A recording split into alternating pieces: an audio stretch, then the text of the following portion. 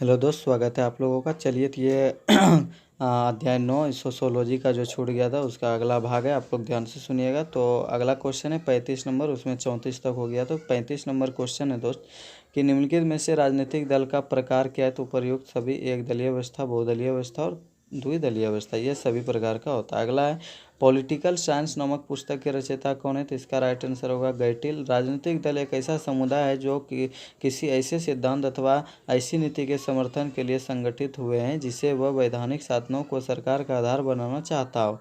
तो यह परिभाषा किसने दिया। तो इसका राइट आंसर हो जाएगा मैकाइवर ने। किसने दिया? मैकाइवर ने। चलिए दोस्त, अगला क्वेश्चन देखेंगे। और निम्न में से राजनीतिक दल का कार्य क्या है। तो प्रयुक्त सभी यानी जनता और सरकार के बीच समन्वय स्थापित करना, जनमत तैयार करना, जनता में राजनीतिक जागरूकता पैदा करना। अगला है दबाव समूह व्यक्तियों का वह समूह है जो शासकीय विषयों के माध्यम से अथवा उनके बिना ही राजनीतिक परिवर्तन लाने का प्रयत्न करता है।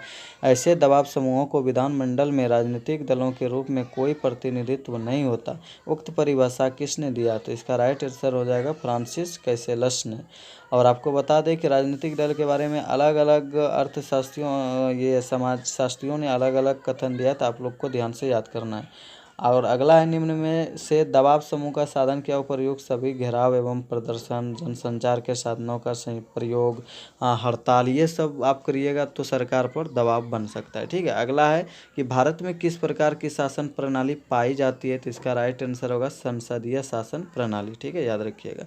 अगला है पीटर मार्कल ने दबाव समूह को कितने भागों में वर्गीकृत किया है। तो इसका राइट आंसर होगा 6 भागों में। कितने भागों में? 6 भागों में, है ना।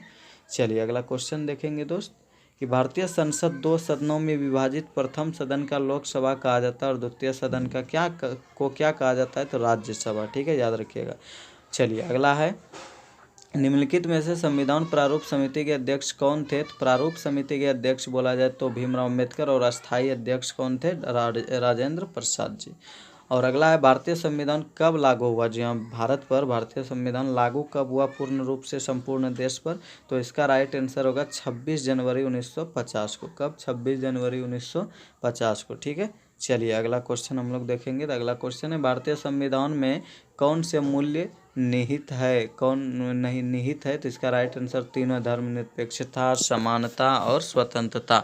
अगला निम्नलिखित में से किस कमेटी की अनुशंसा के आधार पर पंचायती राज व्यवस्था लागू की गई। तो राइट आंसर बलवंत राय मेहता समिति। ठीक है, याद रखिएगा, इन्हीं के अनुसार हुआ है और सबसे पहले राजस्थान में हुआ था, याद रखिएगा। ठीक है। अगला है संविधान के किस अनुच्छेद में वृद्धों, असहायों एवं बालकों को संरक्षण प्रदान किया गया है।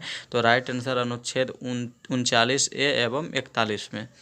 चलिए अगला है दोस्त कि संविधान के किस अनुच्छेद में अनुसूचित जाति, जनजाति एवं पिछड़े वर्गों को लोकसभा एवं राज्य विधानसभाओं में प्रतिनिधित्व का प्रदान किया गया है। तो राइट आंसर अनुच्छेद 330 एवं 332 में। और अगला योजना आयोग के स्थान पर नवीन आयोग का गठन किया गया, उसे किस नाम से जाना जाता है। तो उसे नीति आयोग कहा जाता है। जी हाँ, ये कांग्रेस द्वारा योजना आयोग का गठन हुआ था 1951 में, जो कि 2014 में मोदी जी द्वारा यानी भाजपा सरकार द्वारा उसे भंग कर, यानी योजना आयोग को भंग कर नीति आयोग बनाया गया। याद रखिएगा, ये इंपॉर्टेंट क्वेश्चन है। अगला है किसे मौलिक अधिकारों की सूची से हटा दिया गया है। तो राइट आंसर संपत्ति का अधिकार। उसके बाद है दोस्त कि निम्न में से कौन मौलिक अधिकार नहीं है। तो इसका राइट आंसर हिंसा का अधिकार। उसके बाद है डॉक्टर भीमराव अम्बेडकर का जन्म भारत के किस राज्य में हुआ। तो इसका राइट आंसर हो जाएगा महाराष्ट्र में। ये भीमराव अम्बेडकर का मध्य प्रदेश, इसमें गलत है, आप लोग ध्यान दीजिएगा। इसका जन्म हुआ है महू मध्य प्रदेश में। ठीक है।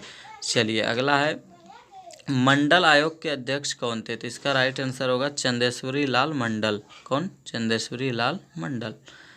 चलिए और अगला देखेंगे निम्नलिखित में से किसे शारदा एक्ट कहा जाता है। तो राइट आंसर बाल विवाह एक्ट को। कितने वर्ष के अंतर्गत के बच्चों को किसी खतरनाक कार्य में लगाना दंडनीय अपराध माना गया। तो राइट आंसर 14 वर्ष के। और अगला है भारत में पंचायती राज एक्ट कब पारित हुआ। तो राइट आंसर 1947 में ही। उसके बाद है पंचायती राज व्यवस्था सर्वप्रथम किस राज्य में लागू हुआ।